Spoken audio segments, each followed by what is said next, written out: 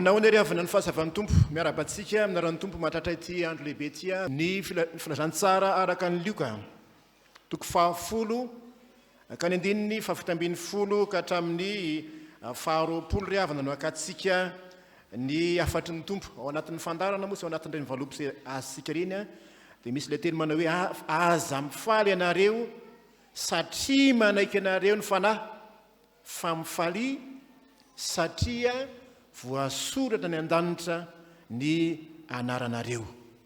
Alahady manaraka ny Trinité moa ry havany tian'io ity ankalazana an'Andriamanitra tokana nefa miseho amin'ny endrika samihafa. Alahady voka dehibe raha toeto amintsika izany fifalitsika ny miara-miombona mozao fanompoana izay napetraka ny tompo amintsika izao.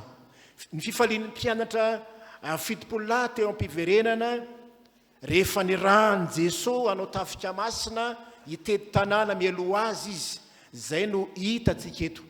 Nomena fahefana, nomeny Jesoa fahefana izy tamin'ny alalan'ny fanahy masina, ka hitatsika tsara fa na dia ny demonia aza dia nanaiky azy. Nanaiky ny mpianatra, zany hoe teo ambanin'ny fahefany tsy afananoatra ny hatramin'ny demonia. Volazany Jesoa hoe hitako ny demonia latsaka avy any an-danitra tahaka an'ina ozy, tahaka ny varatra. Andeha avantsika andray ireo hevitra anankiray manao hoe ny olona manao ny asan'Andriamanitra, mpianatra irahana anteto, mpianatra irahana, tahaka antsika koa irahana, hanao asa anankiray. Ny olona zay irahan'Andriamanitra rehefa malala dia zao, hanao ny asany dia hitantsika teo ny hoe omeny hery sy fahefana, omeny Andriamanitra hery sy fahefana. Inona moa le fahefana teo isika? Fanahy masina.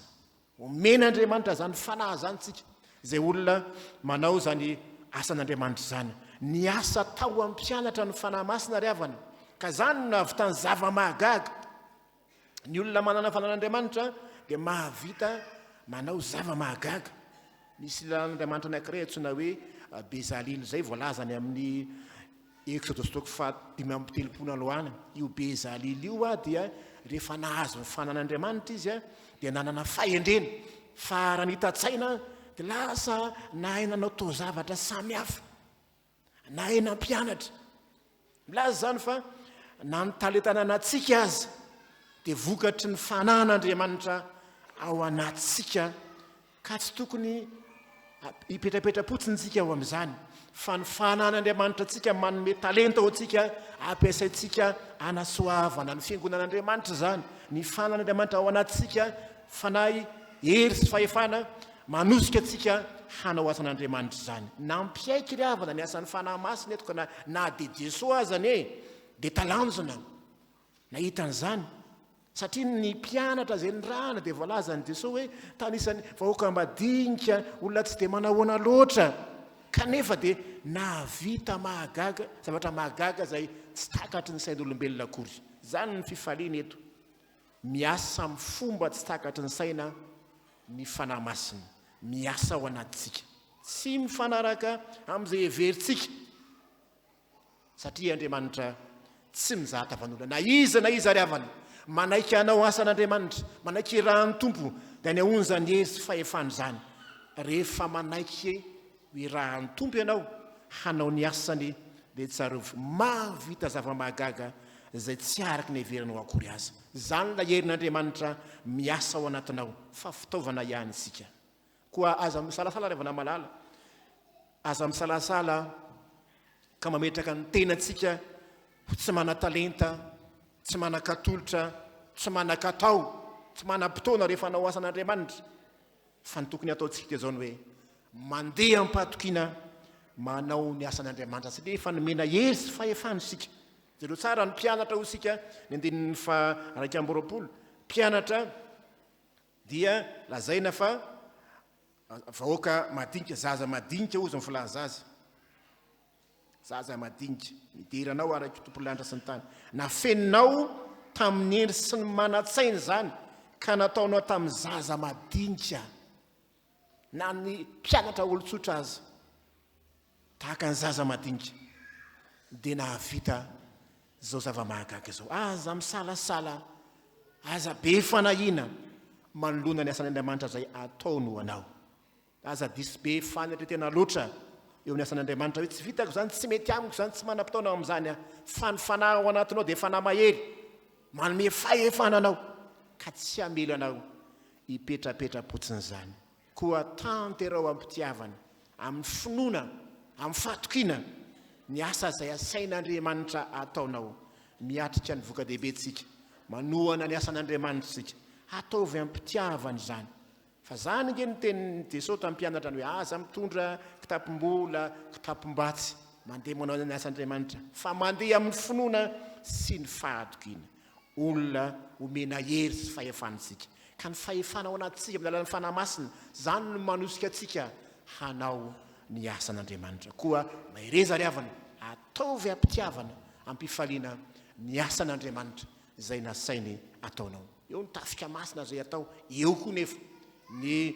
fanohanana amin'ny lafiny rehetra ny asan'ny fiangonana tahaka izay ataontsika ankehitriny ataovy ampitiavana sy amin'ny fifaliana izany satria omen'Andriamanitra hery ianao fahefana anao ahafahana manateraka izany fa ny faharoa ry havana ny olona zay manao ny asan'Andriamanitra ihany koa dia fenoa ny fahasambarana sy fifaliana fenoa ny fahasambarana sy fifaliana nefa aza mifaly ianareo ho ny andinin'ny 20 satria manaiky ianareo ny falahy fa mifalia satria voasoratra ny an-danitra ny anaranareo fahasambarana fifaliana ny eo ambadika izany zareo tsara ny hoe rehefa avy ny tory ny vaovao mahafaly manambara ny fahatongavany fanjakan'Andriamanitra reto fito-polo lahy reto ndika teny hafa moa dia hoe 2 lahy fa tsy manina na 70 na 2 faly izy ireo heny tsy niaravony izy ireo tsy mba voalaza mihitsy ny hoe tsy mba voalaza mihitsy hoe nisy nitondra alahelo nody fa tena fifaliana tanteraka firavoravona tanteraka no tao anatin'izy ireo azo latsena ry havana fa sambatra izy ireo noho izany tanteraka araka ny tokony ho izy ny asa zay nandran'Andriamanitra azy nandrany tompo azy nody amin'ny fifaliana izy fanampiny zany koa dia hoe nahita zavatra mbola tsy fahita ilay devoly fahavalo zay manana ny hery araka ny ambara hoe hidra efa nameko fahefana anareo anitsaka menarana tsy mainoka sy handresy ny hery rehetra le hoe hery rehetra dia tahaka dynamisy mifilaza azy hery tahaka ny dynamita zany ny hery ny devoly nefa dia nandresy an'izany ny mpianatra tsisy mitondra lahely feny fifaliana zavatra tsy napoisina fandresena niteraka fifaliana asa ny fanahy masina zany ny avana malala ny fanahy masina tao amin'ny mpianatra nanome azy zao fifaliana sy fahasambarana hafa loatra izao ny tena fahasambarana eto dia zao ny hoe ny aina mivantana izy ny fanjakan'Andriamanitra izay ny fidianana azy manokana nalala ny zava-miafana momba ny Jesoa izy Jesoa mihitsy ny laza amin'ny andininy 120 manao hoe sambatra ny maso mahita izay hitanareo fa lazaiko aminareo fa mpaminany sy mpanjaka maro no nahita izay hitanareo nefa tsy nahita zany ny fahasambaran'ny mpianatra ny aina sady zany fahatongava amin'ny fanjakan'Andriamanitra zany ny masiny mpianatra mihitsy ny nahita zany Jesoa Kristy zany sambatra izy ny aina sady zany fanjakan'Andriamanitra zany fa raha izany izy nefa dia tena fahasambarana mandalo fotsiny ihany zany fa fahasambarana amin'ny toetra mandrakariva zay ilay hoe voasoratra ny an-danitra ny anaranareo ny aina mivantana tamin'ny fiarahana amin'ny Jesoa izy nahita ny heriny sy fahefana izy fahasambarana manokana zany ary niteraka fifaliana goavana zany teo amin'ny mpianatra tsy fifaliana miserana ihany tety an-tany ary zay nampitandremany Jesoa azy aza mifaly hoe navita asa dia zao fa mifalia fifaliana hatrany an-danitra fifaliana maharitra zany ny fifalian'ny mpanompon'Andriamanitra zany ny fifaliantsika tsy fifaliana miserana vetivety akory ny olona manao asan'Andriamanitra ary havana dia tena ampahitan'Andriamanitra zany fifaliana sy fahasambarana zany. Tsy tony miasa jambarafozana fa rehefa vita ny asa fanompoana dia Andriamanitra voninanome valosoa azy. Zay no hitantsika eto aloha. Raha tsy nanaiky andeha izy ireo dia tsy niseho zao fifaliana sy fahasambarana hafa loatra izao. Sambatra zay olona miasa ampatokiana ny asan'Andriamanitra fa tsy avelan'Andriamanitra ho diso anjara izy amin'ny fahasambarana zarainy ho an'izay mino rehetra. Ny fanahy masina ankehitriny ndiavana dia mbola mampahery atsika fiangonana, miaro atsika amin'izay alehantsika. Zany no mahatonga atsika mahita fifaliana sy fahasambarana amin'ny ady izay atrehantsika. Nefa aza mifaly, hoy ny voalaza eto, fa mifaly, fa voasoratra ny an-danitra ny anaranareo. Dia davana odinetsika kely tsara hoe ahoana tokoa no tena hevitra zany. Aza mifaly satria manaiky anareo ny fanahy. Tiany Jesoa lazaina fa tsy tokony ho faly loatra amin'ny hery sy ny fahombiazana hita maso isika. Tsy zany akory ny tena fifaliana. Mifaly fa voasoratra ny an-danitra ny anaranareo. Zany ny fifaliana tena izy. Fifalian'ny kristianina tsy amin'ny asa vitany akory, fa izy mahazo antoka fa olom-boavonjy izy manana anjara amin'ny fiainana mandrakizay. Kanefa aza mifaly anareo satria manaiky anareo ny fanahy. Inona moa le fanahy eto? Inona le fanahy eo? Fanahy inona io? Fanahy ratsy io devoly le zany hoe nanaiky hatramin'ny devoly. Tandremo ary avana malala, tandremo sao diso fifaliana. Inona ny tokony hiteraka fifaliana? Ny teny sao dia hoe kanefa aza mifaly hoe na dia zany aza to marina zany. Marina zany zavatra ataonareo zany fa nefa misy zavatra mbola ambony lavitra noho izany. Dia ny hoe ny anaranareo voasoratra izy any an-danitra. Mifaly. Ny teny hoe mifaly eto filazana mandidy ankehitriny moa zany midika hoe mifaly foanafoana. Filipianina firy moa izy iny? 4 mifaly mandrakariva aiza ozy izy ao amin'ny tompo. Zany hoe mifaly mandrakariva toy izy foana ny fifaliana. Fifaliana tsy miserana fa fifaliana miaritra, tsy fifaliana mandalo, fifaliana mitohy sy maharitra. Zay ny tinambara eto, mifaly mandrakariva. Zany ny tokony fiainan'ny kristianina. Misy moa kristianina ohatrany Mpitandrina moa dia hoe rehefa misy maty dia manjonjonitra eo, rehefa misy mariazy dia mafalifaly eo. Dia rehefa misy ohatrany koa tsika rehetra miara-mifaly amin'izay mifaly, miara-mitomany amin'izay mitomany. Tsy maninona akory zany fa ny fifaliana ao amin'ny tompo, fifaliana mitohy sy maharitra, ninona amin'ny serana eo dia mahazo antoka satria any an-danitra ny anarana. Mifaly mandrakariva satria manaiky anareo, satria ianareo dia voasoratra ny an-danitra.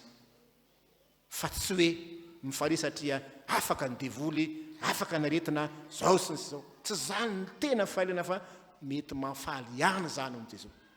Mety ihany zany fa tia ny tena izy.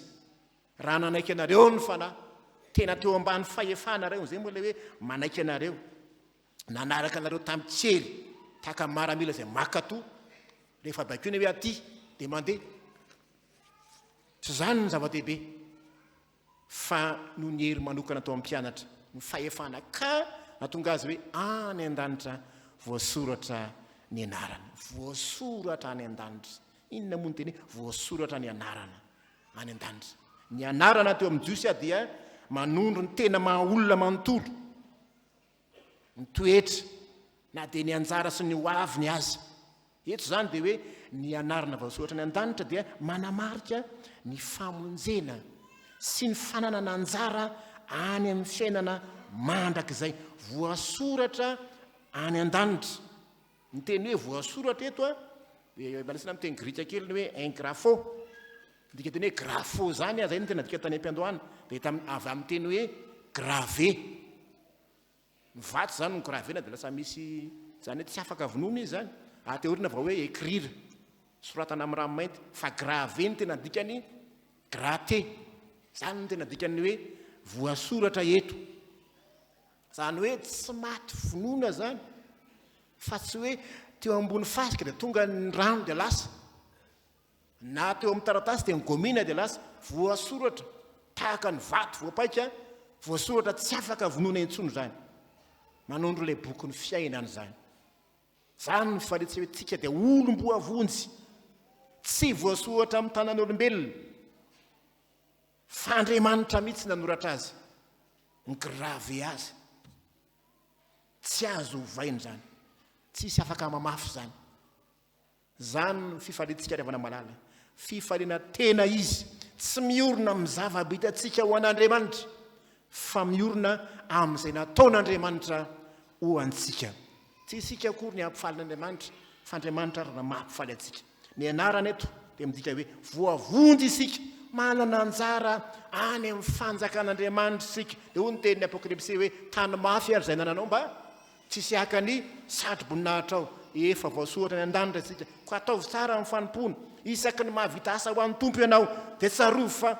ny fototra ny fifalianao dia ny hoe sotra n'Andriamanitra aho fantan'Andriamanitra aho voasoratra ny an-danitra ny anarako noho izaho efa any an-danitra efa voavonjy zany manosika ahy hanao asan'Andriamanitra ny fifaliana marina ary havana ny fifaliana marina ary dia tena miorina amin'ny fahasoavana izay avy amin'Andriamanitra fa tsy avy amin'izay zava-bita kely tsy inona moa ny zava-bitantsika zay kely sy bitika izany mahalana izay nataon'Andriamanitra fa isika dia miaina amin'ny fahasoavana finoana ny mahavonjo isika hoy ny apôstôly fa ny asa ataontsika dia maritra reny maha-olom-boavonjy atsika ny olona avavonjy no miasa ao an'Andriamanitra manao asa ao an'Andriamanitra hoy ny tenin'ny apôstôly Paoly hoe fahasoavana namonjenanareo amin'ny finoana ary zany dia tsy avy aminareo fa fanomezana ho avy amin'Andriamanitra voafidy ho amin'ny famonjena ianao tsy noho ny atsaranao tsy noho ny asa vitanao fa noho ny fitiavan'Andriamanitra ary zay ntsika hoe tandremo sao diso fifaliana fa ny fifalianao tsy ny mahavitany hoe mahavita be ohatra zao aho fa mifalianao dia zany hoe Andriamanitra tia ary ikeny aho ho zanany ikeny aho ho mpanompony ikeny aho ho anisan'ny poniny lanitra rehefa enatra amin'ny tompo amarana ny tenin'Andriamanitra eo amin'ny fiainantsika manokana anisan'izay miteraka fifaliana ho antsika rehefa namalala ny fahavitana ny asa izay manahirana zany ny fifaliantsika ravosika mirantsika rehefa mody ny an-trano matory tsara sika fa raha tsy vita kosa ny asa dia manaraka hatrany am-pandrina ny asa ka tsy mahita tory mivadibadika eto zany rehefa namalala rehefa nahavita asa n'Andriamanitra ianao dia mifalia aloha mifalia fa misy olona tsy tokony ho faly ianao raha hoe nisy zavatra tokony nataoko nefa tsy nataoko fa zany ny fahotana ary havana ny fahotana ny dia tsy zany koa hoe misy tsara tokony nataonao nefa tsy nataonao dia fahotana zany mifalia rehefa avy navita asan'Andriamanitra mifalia fa eken'Andriamanitra ianao ho isan'ny olony ary miandry ianao ny fiainana mandrakizay dia ome voninahitra ny tompo ome voninahitra izy raha mba nahavita ny asany ianao satria tokony ataonao ane zany satria olom-boavonjy ianao dia ho an'Andriamanitra rery ny voninahitra fa tsy anao akory rehavana ny tompo fahasambarana marina dia miorina amin'ny famonjena izay nataon'i Jesoa antsika mety ahomby amin'ny asa ianao mety ahita zava-mahagaga ianao fa ho Jesoa ny tena fifaliana dia zao fantatr'Andriamanitra ianao misoratra ao an-danitra ao amin'ny boky ny fiainana anaranao tandremo ary rehefa namalala tandremo ny firehariany ara-panahy fa raha nahomby ianao tamin'ny fanompona aza mariary amin'izany fa fahasoavan'Andriamanitra ao aminao nahavitanao zany asa zany fa tsy herinao akory natanjako ao kosa raha mba ambininy ianao ka nahavita asa be tao amin'ny fiangonan'Andriamanitra nanao fanompona be dia misaora an'Andriamanitra fa nambininy sy notahiny ianao misaora azy raha mampandroso ny asan'Andriamanitra ianao tsareo voaravana ny finoana ny mahavonjy fa tsy ny asa ho isika fotom-ponontsika zany fa ny asa ataontsika kosa vokatry ny finoana efa olom-boavonjysika ny hoe efa sika antoka fa olom-bonjenysika ao an-danitra ianarantsika tsy ho very ianao mampahery ianao ny ten'Andriamanitra zany ao anatin'ny fotoan-tsarotra isika mampahery antsika ny ten'Andriamanitra fa mifalia fa fiainana mandrakizay no voatantsika rahatrizay tsy feno ny fifalianao sy ny fahasambaranao raha ety an-tany any zany fa mandalo sy miserina fa feno ny fifalianao rehefa any an-danitra inaranao ka azo ny fiainana mandrakizay ho azo ny voninahitra ho aminao any fiadanan'ny tompo amen